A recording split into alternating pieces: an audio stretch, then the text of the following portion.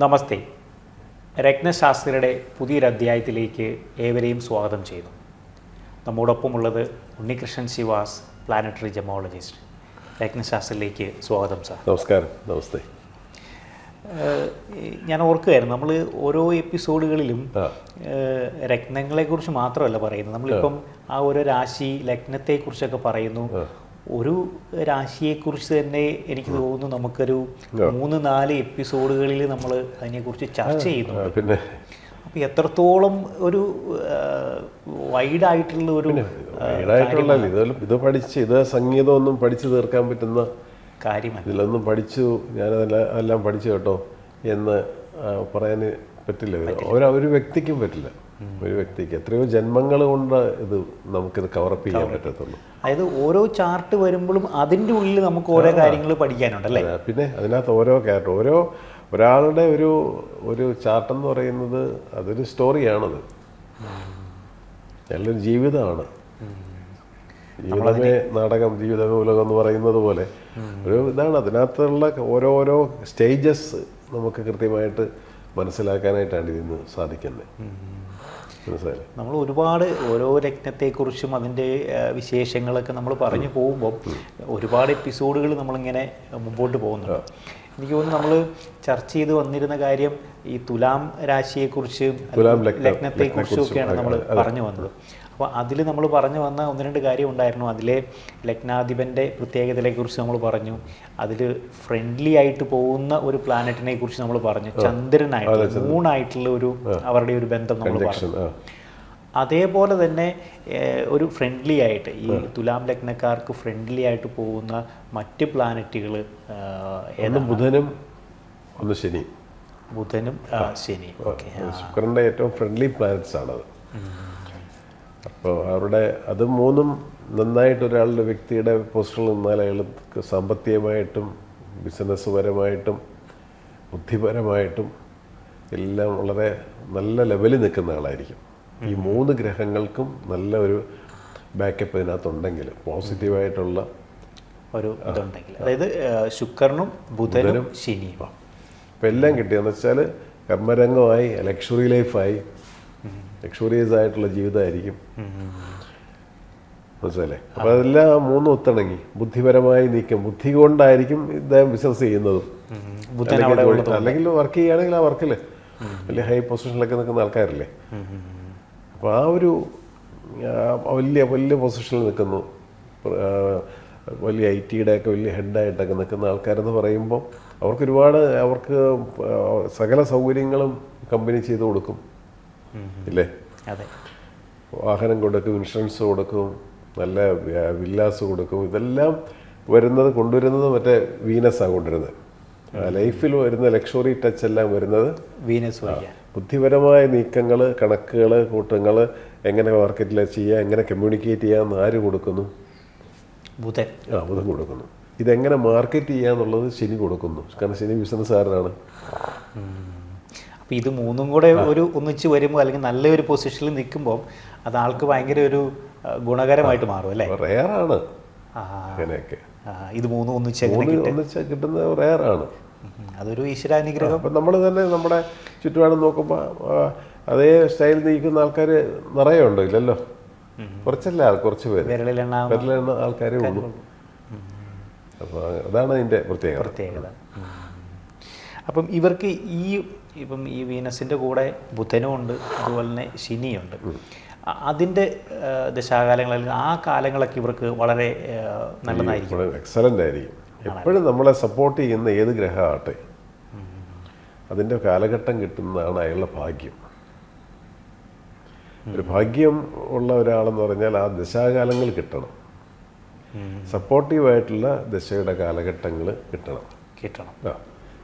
എങ്കിൽ മാത്രമേ അതുകൊണ്ട് നമുക്ക് ആ ഗുണം എന്ന് പറയാൻ പറ്റത്തുള്ളൂ. അപ്പോൾ എല്ലാം നല്ല ഒരു ഭാഗ്യാധിപൻ്റെ പീരീഡ് ഉണ്ട്, പക്ഷേ ആ കാലഘട്ടം കിട്ടുന്നില്ലെങ്കിൽ പ്രയോജനമില്ല. അല്ലെങ്കിൽ ശുക്രദശ നന്നായിട്ട് നിൽക്കുന്നു, ആ ശുക്രൻ ജനിച്ചപ്പോഴേ ഒരു ശിഷ്ടദശയിൽ ഒരു 10 കൊല്ലം കിട്ടിയിട്ടില്ലെങ്കിൽ അത് തീർന്നില്ലേ. ബാലശുക്രൻ എന്നൊക്കെ പറയില്ലേ, ശുക്രൻ ബാലശുക്രനായിപ്പോയെന്ന് പറയും ആൾക്കാർ. എന്ന് വെച്ചാൽ ശുക്രദശ വന്നില്ല, പിന്നെ ജനിച്ചപ്പം ഇപ്പോൾ പൂര നക്ഷത്രത്തിൽ ജനിച്ചു. ആ ടൈം ഓഫ് ബർത്ത് അനുസരിച്ച് ചിലപ്പോൾ അയാൾക്ക് 20 വർഷത്തെയാണ് ദശാകാലം ഈ ശരിക്കും ടോട്ടലി ശുക്രദശ. ചിലപ്പോൾ അയാൾക്ക് 10 ആയിരിക്കും കിട്ടുന്നത്, അല്ലെ വേറൊരു പൂരംകാരന് 2 ആയിരിക്കും കിട്ടുന്നത്. അപ്പോൾ അതുകൊണ്ട് തീർന്നു. പിന്നെ ആദ്യത്തെ ദശ ചന്ദ്രദശ ബാക്കിയെല്ലാം അതിൻ്റെ കണക്കും പ്രകാരം പോകും. അപ്പോഴും നമുക്ക് കിട്ടുന്നില്ല. ശുക്രനാണ് ഏറ്റവും ബെസ്റ്റ് പ്ലാനറ്റ്, പക്ഷെ എന്നാലും അത് കിട്ടിയില്ല. മനസ്സിലായേ? അപ്പോൾ ഇതിനകത്ത് ഒരുപാട് ഫാക്ടേഴ്സ് ഉണ്ട്. എല്ലാ ലക്കുകളിൽ ഭാഗ്യാധിപനൊക്കെ നന്നായിട്ട് നിൽക്കുന്ന ആൾക്കാർക്ക് അവർക്ക് ആ പീരീഡും ചിലപ്പോൾ കിട്ടാറുണ്ട്. അവർക്ക് നല്ല എക്സലൻ്റ് ആയിരിക്കും. അപ്പോൾ ബുധശുക്രന്മാർ അല്ലെങ്കിൽ ശനിയൊക്കെ നന്നായിട്ട് നിൽക്കുന്ന തുലാം ലഗ്നക്കാർക്ക് നല്ലതായിരിക്കും. തുലാം രാശിക്കാർക്കൊക്കെ അത് നന്നായിട്ട് വരും ആ പീരീഡ്. അവർക്ക് ഈ ഒരു ബുധൻ്റെ അതുപോലെ തന്നെ ആ ഒരു ശനിയുടെ പീരീഡൊക്കെ വളരെ നല്ല രീതിയിൽ ഇവരെ ഏറ്റവും മോശമായിട്ട് ഏത് പീരീഡായിരിക്കും ബാധിക്കുക, അല്ലെങ്കിൽ ഏത് ദശാകാലങ്ങളായിരിക്കും? വ്യാഴദശയൊന്നും കൊള്ളില്ല പലർക്കും. ഇല്ല, വ്യാഴത്തിൻ്റെ പൊസിഷനൊക്കെ നല്ലതാണെങ്കിൽ ഇപ്പോൾ തുലാം ലഗ്നത്തിൻ്റെ 10ൽ വ്യാഴം നിൽക്കുന്നതെന്ന് പറഞ്ഞാൽ കർക്കിടക എക്സോൾട്ടഡ് ആണ്. പക്ഷെ പൊതുവേ ആ ദശാകാലം അത്ര ബെസ്റ്റ് ആയിരിക്കത്തില്ല. കാരണം ഈ 3ഉം 6ഉം ഭാവാധിപത്യമാണ് അവിടെ വ്യാഴത്തിനുള്ളത്. 3ഉം അത്ര നല്ലതല്ല, 6ഉം ഒട്ടും നല്ലതല്ല. 6 എന്ന് പറയുമ്പോൾ നമ്മുടെ ഹെൽത്ത് പ്രോസ്പെരിറ്റി കുറഞ്ഞ ഒരു ഹൗസാണ്. അപ്പം അതിൻ്റെയൊക്കെ ആധിപത്യം വന്നപ്പോൾ നമുക്കത് അതിൻ്റെ സ്റ്റോൺസും കൊടുക്കാൻ പറ്റില്ല. ഇപ്പം തുലാം ലഗ്നം 2nd ഹൗസിൽ വ്യാഴം നിൽക്കുന്നു, വ്യാഴദശയാണ്. ഒരിക്കലും വ്യാഴത്തിൻ്റെ കല്യാണം ഞാൻ കൊടുക്കാറില്ല. 3ഉം 6ഉം ഭാവാധിപത്യം കൂടെ അയാളെ ഇൻഫ്ലുവൻസ് ചെയ്യുന്നുണ്ട്. 6ാം ഭാവാധിപം എന്ന് പറഞ്ഞാൽ ലയബിലിറ്റി ഉണ്ടാവും ആ പീരീഡിൽ. 6ാം ഭാവാധിപൻ്റെ പീരീഡുകൾ എപ്പോഴും വളരെ ശ്രദ്ധിക്കേണ്ട. നമുക്ക് ഡീറ്റെയിൽ ആയിട്ട് ഇതിനെക്കുറിച്ച് സംസാരിക്കാം, അല്ലെങ്കിൽ പിന്നെ നമ്മൾ സബ്ജക്റ്റ് ഇങ്ങനെ മാറിപ്പോവും. അപ്പോൾ അതിൻ്റെ ഒന്നും സ്റ്റോൺ കൊടുക്കാൻ പറ്റില്ല. വ്യാഴദശ അതുകൊണ്ട് സ്റ്റോൺ കൊടുക്കാൻ പറ്റില്ല. വ്യാഴം ഡിവൈൻ പ്ലാനറ്റാണോ? വ്യാഴദശ ഒരു ഗുണം ഉണ്ടായില്ല സാറേ എനിക്ക്.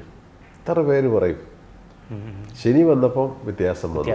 കാരണം ശനി ഒരു ബിസിനസ്സും കർമ്മകാരകനും ഒക്കെയാണ്. ആ പീരീഡ് കുറച്ച് പ്രശ്നങ്ങളുണ്ടെങ്കിലും ഓവറോൾ നോക്കുമ്പോൾ നമ്മളെ മണി വൈസ് നമുക്ക് പ്രോസ്പെരിറ്റി അപ്പ് ആൻഡ് ഡൗൺസ് ഉണ്ടാവും, സ്ട്രഗിളിങ് ഉണ്ടാവും. ആ ശനിയുടെ പീരീഡ് ആയിരിക്കും നമ്മളെ ശരിക്കും പഠിപ്പിക്കുന്നത്.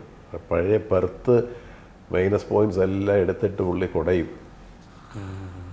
19 വർഷമുണ്ട് പീരീഡ്. ആളെ ശരിക്കൊന്ന് പക്ഷെ ആളെ നന്നാക്കി എടുക്കുക ചെയ്യുന്നത്. നമ്മൾ പറഞ്ഞു വന്നിരുന്ന കാര്യം ഈ തുലാം ലഗ്നക്കാർക്ക് വളരെ ഫ്രണ്ട്ലി ആയിട്ട് പോകുന്ന 2 പ്ലാനറ്റ്സിനെ കുറിച്ച് സാറ് പറഞ്ഞു, ബുധനും ശനിയെക്കുറിച്ചും. അപ്പം സാറ് പറഞ്ഞൊരു കാര്യമുണ്ട്, ഈ ശനിയുടെ ഒരു പീരീഡ് ആയിരിക്കും ചിലപ്പോൾ ഇവർക്ക് സാമ്പത്തികപരമായിട്ട് അല്ലെങ്കിൽ ഫിനാൻഷ്യലി ഒക്കെ ഒന്ന് മെച്ചപ്പെടുന്ന ഒരു കാര്യമെന്ന് പറയും. അതുപോലെ തന്നെ സാറ് പറഞ്ഞൊരു കാര്യമാണ് ഈ ശനി എന്ന് പറയുന്നത് ഈ തുലാം ലഗ്നത്തിൻ്റെ ഉച്ച പൊസിഷനാണ്. അത് അതിൻ്റെ ഒരു കാര്യം എന്താണ്? അതായത് ഈ തുലാം രാശിയെ കുറിച്ചപ്പോൾ നമ്മളൊന്നുകൂടെ പറയേണ്ടി വരും. കാരണം ശനി തുലാം രാശി ത്രാസുമായിട്ട് നിൽക്കുന്ന ആളാണ്. കച്ചവടമാണ്, ബാലൻസിങ് ആണ്, നീതി ന്യായമാണ്, ജുഡീഷ്യറിയാണ്, ബിസിനസ്സാണ് പക്ക.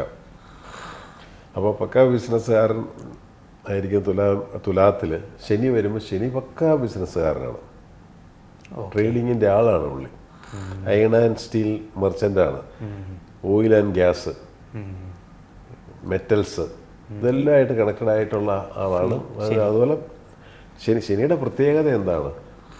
ശനി ഏറ്റവും ലോവർ സ്ഥാനത്ത് നിന്ന്, ലോവർ ഗ്രേഡ് എന്നല്ല ഞാൻ പറയുന്നത്, ഏറ്റവും ചെറിയ സ്ഥാനത്ത് ചെറിയ വർക്കുകൾ ചെയ്യുന്നതിൽ നിന്നും വലിയ വർക്കുകൾ ചെയ്യുന്നതൊക്കെ ആയിട്ട് ഇടപഴകി മാർക്കറ്റിൽ നിന്ന് കളിക്കുന്ന ആളാണ് ശനിയുടെ ഏറ്റവും റെസ്പെക്റ്റ്ഫുൾ ആയിട്ടുള്ള ഒരു പൊസിഷനാണ് തുലാം രാശി. ഏറ്റവും റെസ്പെക്റ്റബിൾ പൊസിഷനാണ്. നമ്മൾ ചാർട്ട് ചെക്ക് ചെയ്യുമ്പോൾ ശനി ഇതിനകത്ത് ഉച്ചത്തിലാണല്ലോ, ചോദ്യ നഷ്ടത്തിൽ അത്രയാണ് അത് ഉച്ചസ്ഥിതി വരുന്നത്, ഫുള്ളായിട്ടുള്ള എക്സോഷൻ നടക്കുന്നത്. അതൊക്കെ ആണെങ്കിലും ടോപ്പായിരിക്കും. അപ്പോൾ ശനിയുടെ പീരീഡ് എന്ന് പറയുമ്പം ഏറ്റവും ടോപ്പിൽ പോകും. അപ്പം പുള്ളിക്ക് കർമ്മരംഗത്ത് നിൽക്കുന്ന കച്ചവടം ചെയ്യുന്ന ഒരു പ്ലേസിലാണ് പുള്ളിക്ക് കംഫർട്ടബിള്. എന്ത് മാർക്കറ്റിലോട്ട് ഇറങ്ങി ആൾക്കാരെ അത് ചെയ്യ് ഇത് ചെയ്യ്, അതിനിടയ്ക്ക് പഠിപ്പിക്കുക, അവനെ കൃത്യമായിട്ട് കാര്യങ്ങൾ ചെയ്യാനായിട്ട് പഠിപ്പിക്കും, സിസ്റ്റമാറ്റിക് ആകും. ഈ ഒരു കാലഘട്ടം കൂടെ ശനിദശം കൂടെ വരുന്നെങ്കിൽ നല്ലതെല്ലാം കൊടുക്കും. പക്ഷെ അതേ സമയം തന്നെ ആളെ പലതും പഠിപ്പിച്ചെടുത്തിട്ട് അതൊരു കൃത്യത ഉണ്ടാക്കിയെടുക്കും, സംഭവം നേരെയാക്കി എടുക്കും. അപ്പോൾ ശനിയുടെ പീരീഡാണ് പറയേ വേണ്ട. ഏറ്റവും പവർഫുൾ ആയിട്ടുള്ള മണി, സർപ്ലസ് മണിയായിരിക്കും ആ ഒരു കാലഘട്ടത്തിൽ കൊടുക്കുന്നത്. ഈ ബിൽ ഗേറ്റ്സിൻ്റെയൊക്കെ ചാർട്ടിനകത്ത് സാറ്റേൺ എക്സോൾട്ടഡാണ്. ഓക്കെ. പല ബിസിനസ്സുകാരുടെയും ചാർട്ടിനകത്ത് ഞാൻ നോട്ട് ചെയ്തിട്ടുണ്ട് ശനിയുടെ ഒരു സ്വാധീനം നല്ല രീതിയിലുണ്ടാവും അല്ലേ. തുലാം ലഗ്നം എന്ന് മാത്രമല്ല, ഇപ്പം മകരം കുംഭം ലഗ്നക്കാർക്കൊക്കെ ഈ ശനി എക്സോൾട്ടറായിട്ട് നിൽക്കുന്നവരെല്ലാം എന്തെങ്കിലും ജോലിയിലാണെങ്കിൽ പോലും അവർ സൈഡ് ബിസിനസ് ചെയ്യും. ബിസിനസ്സിൽ ആയിരിക്കും അവർക്ക് കോൺസെൻട്രേഷൻ കൂടുതലും, കച്ചവടത്തിലായിരിക്കും കൂടുതൽ കോൺസെൻട്രേഷൻ വരുന്നത്. കച്ചവടം നന്നായിട്ട് ചെയ്യും, ഇടപഴകും ആൾക്കാരുമായിട്ട്. സൂര്യന് സംഭവിക്കുന്നത് എന്താണ്, ശരിക്കും വെറും മാർക്കറ്റിലിറങ്ങി ഒന്നും ഇടപെടാൻ പറ്റത്തില്ല. അതിന്റെ ഒരു ഓപ്പോസിറ്റ് അവസ്ഥയാണ്. അതെ, ട്രേഡിംഗ് ആണ്. അതായത് സൂര്യന് എന്തോ ചെയ്യാൻ പറ്റിയില്ല, അതെല്ലാം പുള്ളി ചെയ്യും. അതെല്ലാം ഈ പറയുന്ന ശനിക്ക് വളരെ കംഫർട്ടബിൾ ആയിട്ട് ചെയ്യാൻ പറ്റിയ. അതുകൊണ്ടാണ് സൂര്യശനി നല്ലതല്ലാത്ത വരുന്നത്. സൂര്യൻ്റെ ഓപ്പോസിറ്റ് ക്യാരക്ടറാണ് ശനി, ശനിയുടെ ഓപ്പോസിറ്റ് ക്യാരക്ടറാണ് സൂര്യൻ. കാര്യം ഒരു അച്ഛനും മകനുമാണ് എങ്കിൽ പോലും ആ ഒരു എന്താണ് അതിനൊരു ഒപ്പീനിയൻ, ഡിഫറൻസ് ഇൻ ഒപ്പീനിയന് ഒക്കെ ഉണ്ടാകും. നമ്മൾ പലപ്പോഴും സംസാരിച്ചിട്ടുള്ള ഒരു വിഷയമാണ്. അപ്പം ഇതെല്ലാം നോക്കുമ്പോൾ ഒന്നും നമുക്ക് സത്യസന്ധമല്ലാത്ത ഒരു കാര്യങ്ങളും ഈ ഗ്രഹനിലകളൊന്നും പറയുന്നില്ല. നമ്മളത് പറയുമ്പോഴും വ്യാഖ്യാനിക്കുമ്പോഴും തെറ്റിപ്പോകുന്നതല്ലാതെ ഈ ശാസ്ത്രത്തിന് ഒരിക്കലും തെറ്റ് പറ്റില്ല. എത്രയോ നൂറ്റാണ്ടുകളായിട്ട് ഈ നിൽക്കുന്നത് വേദാംഗത്തിൽ ഒരംഗം, ഒരു കണ്ണാണിത്. ഈ അസ്ട്രോളജി എന്ന് പറയുന്നത് തന്നെ അത്ര ഷാർപ്പായിരിക്കും അത് കാര്യങ്ങൾ. ഇന്ന പൊസിഷനിൽ ഇന്ന ഗ്രഹം നിൽക്കുന്നെങ്കിൽ ഈ വ്യക്തി ഇന്നതായിരിക്കും എന്ന് പറയണ്ടേ. ഇപ്പം നമ്മൾ ഈ ചാർട്ടൊക്കെ കാണുന്ന പലരെയും നമ്മൾ ഓൺലൈനിലാണ് കാണുന്നത്, ആളെ കണ്ടിട്ടില്ല നമ്മൾ. ആളുടെ ഈ ഡീറ്റെയിൽസ് മാത്രമേ നമുക്കുള്ളൂ, ഡീറ്റെയിൽസ് മാത്രമേ ഉള്ളൂ. അതിൽ കൂടെയാണ് നമ്മൾ നമ്മുടെ ഈ കർമ്മരംഗം എന്നെ സംബന്ധിച്ചിടത്തോളം ഞാൻ കൊണ്ടുപോകുന്നത്. ആളെ കണ്ടിട്ടില്ല. അപ്പോൾ ആളെ കാണാതെ നമുക്ക് അവരുടെ കാര്യങ്ങളിൽ നമുക്കൊരു കൃത്യത വരുന്നത് കൊണ്ടാണ് അവർ നമ്മളിലേക്ക് വരുന്നത്. പിന്നീട് എന്ത് പറയാൻ പറ്റും നമുക്ക്? നിങ്ങൾക്ക് ഇന്ന പീരീഡ് മുതൽ ഇന്ന പീരീഡ് വരെ നിങ്ങൾക്ക് വളരെ മോശമായ ഒരു കാലഘട്ടമായിരുന്നു കഴിഞ്ഞത്, ആക്സിഡൻറ്റും മരണതുല്യമായിട്ടുള്ള കാര്യങ്ങൾ സംഭവിച്ചെന്ന് ചുമ്മാ ഒരാളിന് പറയാൻ പറ്റുമോ? കൃത്യമായിട്ടുള്ള ആ ഒരു കാര്യങ്ങൾ നോക്കിയിട്ട് വേണം നമുക്ക് ആ കാര്യങ്ങളൊക്കെ സംസാരിക്കാനായിട്ട്. പക്ഷെ അതിലേക്ക് നമ്മളെ കൊണ്ടുപോകുന്ന ആണ് ഏക മീഡിയ ഇതാണ്. ഈ മീഡിയയിൽ കൂടെ നമ്മൾ സംസാരിക്കുന്നത്. അല്ലാതെ വ്യക്തിപരമായിട്ടൊരാളെ കണ്ടാലും നമുക്കിതൊന്നും പറയാൻ പറ്റില്ല. അയാളുടെ ചാർട്ടിലേക്ക് കടന്നാൽ നമുക്ക് ഈസി ആയിട്ട് വിത്തിൻ 5 minutes നമുക്ക് വിത്തിൻ നോ ടൈം നമുക്ക് കയറാൻ പറ്റും. ഈ വ്യക്തി എന്താണ് ഫ്രണ്ട് ഇരിക്കുന്നത് എന്നുള്ളത് നമുക്ക് മനസ്സിലാക്കാൻ പറ്റും. അതാണ് ഇതിൻ്റെ മഹത്വം. ഈ ആചാര്യന്മാരിത് കണ്ടുപിടിച്ചത്, ഇത് കണ്ടെടുത്ത അവരുടെ മഹത്വം, നമ്മുടെ അല്ല, ശാസ്ത്രത്തിൻ്റെ മഹത്വം. അതുകൊണ്ടാണ് വേൾഡ് വൈഡായിട്ട് നമ്മുടെ ഈ വേദിക് അസ്ട്രോളജിയും നമ്മുടെ സയൻസും ഒക്കെ ആൾക്കാർ ഫോളോ ചെയ്യുന്നത്, വിവരമുള്ള ആൾക്കാർ. എനിക്കൊന്ന് ഇപ്പം ആൾക്കാർ അതിലേക്ക് കൂടുതലായിട്ട് വരുന്നുണ്ട്, പഠിക്കുന്നുണ്ട്. ഇപ്പം എല്ലാ സ്ഥലത്തും ഇത് പഠിപ്പിക്കുന്നുണ്ട്. ജമോളജി അല്ല, അസ്ട്രോളജി എല്ലായിടത്തും പഠിപ്പിക്കുന്നുണ്ട്. നമ്മളോട് പലരും ജംഷനെ ക്ലാസ് എടുക്കാമെന്ന് ചോദിക്കുന്നുണ്ട്. പക്ഷെ നമുക്ക് സമയക്കുറവ്, പല കാര്യങ്ങളുണ്ടല്ലോ. നമ്മൾ പറഞ്ഞു വന്നത് ഈ തുലാം ലഗ്നക്കാർക്ക് അല്ലെങ്കിൽ തുലാം രാശിക്ക് ഈ പറയുന്ന ബുധനും ശനിയുമായിട്ടുള്ള ആ ഒരു കൺജങ്ഷൻസ്, അല്ലെങ്കിൽ അത് വളരെ നല്ല ഒരു പൊസിഷൻസ് എന്ന് സാർ പറഞ്ഞു. ശനിയുടെ ഒരു സമയമാണ് അവർക്ക് ചിലപ്പം നന്നായിട്ട് വരിക എന്ന് പറഞ്ഞത്. പക്ഷെ അതൊരു ആ ശനി ദശാകാലം എന്ന് പറയുന്നതും കുറച്ച് ലോങ് ആയിട്ടുള്ള ഒരു സമയമാണ്.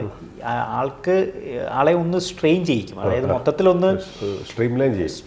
മൊത്തത്തിൽ ആളെ ഒന്ന് എടുത്ത് കുടഞ്ഞ് ഒരു റെഡിയാക്കി എടുക്കും. അപ്പോൾ ആ ഒരു സമയത്തായിരിക്കും ആൾക്ക് കുറച്ച് എന്താണ് ഡിഫിക്കൽട്ടായിട്ടുള്ള അല്ലെങ്കിൽ ചലഞ്ചിങ് ആയിട്ടുള്ള അനുഭവങ്ങളും ആൾക്ക് വരും. നമ്മളെ ശനി ഇപ്പം തുലാം ലഗ്നം, ലഗ്നത്തിൽ ശനി മനസ്സിലായി. ശനി ദശാകാലത്തെക്കുറിച്ചാണ് നമ്മൾ വളരെ പോസിറ്റീവായിട്ട് സംസാരിച്ചത്. അതേസമയം ഇപ്പം മേടത്തിൽ തുലാത്തിൻ്റെ നേരെ ഓപ്പോസിറ്റ് നിൽക്കുന്നത് 180 നിൽക്കുന്ന ഒരു ഗ്രഹം ഇതൊന്ന് 7th ഹൗസ്. തുലാം ലഗ്നത്തിൻ്റെ 7th ഹൗസ് എന്ന് പറയുമ്പം എവിടെയാണ്? മേടമായി. മേടത്തിൽ ചൊവ്വ നിൽക്കാന്ന് വിചാരിക്കും.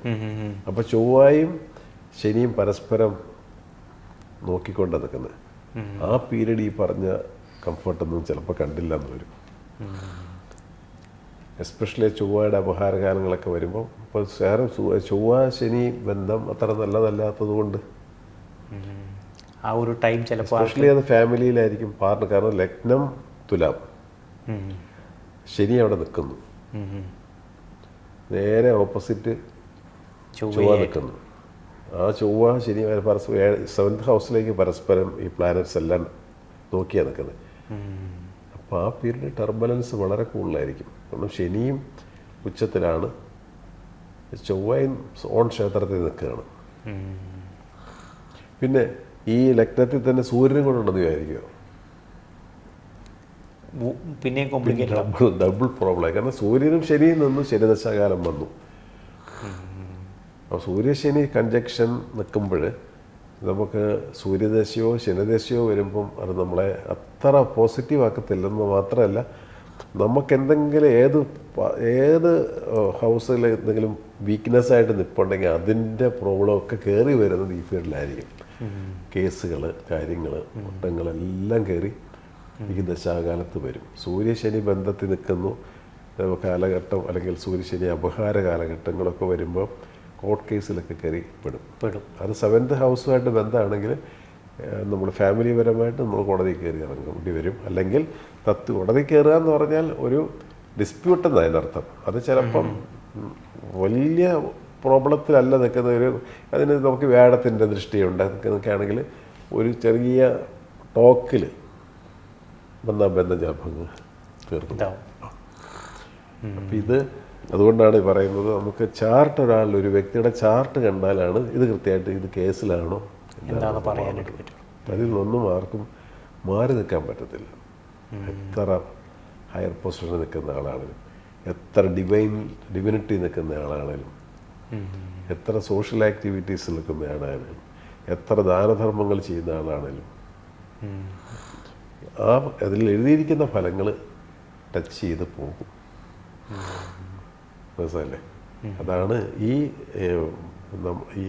ശാസ്ത്രം. അതാണ് അത് പ്രകൃതിയുടെ, ഈശ്വരൻ്റെ അല്ലെങ്കിൽ പ്രകൃതിയുടെ ഒരു സംഭവം. കൊടുക്കുന്നത് നമുക്ക് തിരിച്ച് കിട്ടുക ചെയ്യുന്നത്. നമ്മൾ കൊടുത്തതേ നമുക്ക് തിരിച്ച് കിട്ടിയിട്ടുള്ളൂ.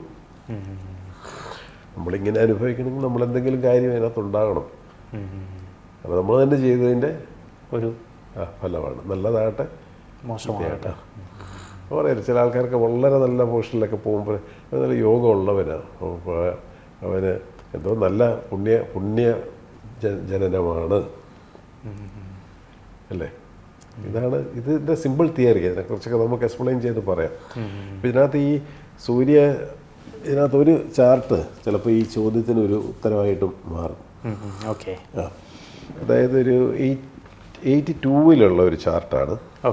വേറെ അതിൻ്റെ കൃത്യതയൊന്നും ഞാൻ പറയുന്നില്ല, കാരണം ഇതൊക്കെ ഓരോ വ്യക്തികളുടെ ചാർട്ടായതുകൊണ്ട്. ഇതിനകത്ത് നമുക്ക് ഇത് ചതയം സ്റ്റാറാണ്. ചതയം സ്റ്റാർ വന്നു. 10-15 വർഷം രാഹുർദശ പോയി, 16 വർഷം വ്യാഴദശ പോയി. അത് കഴിഞ്ഞ് ശനിയുടെ കാലഘട്ടം വന്നു 2014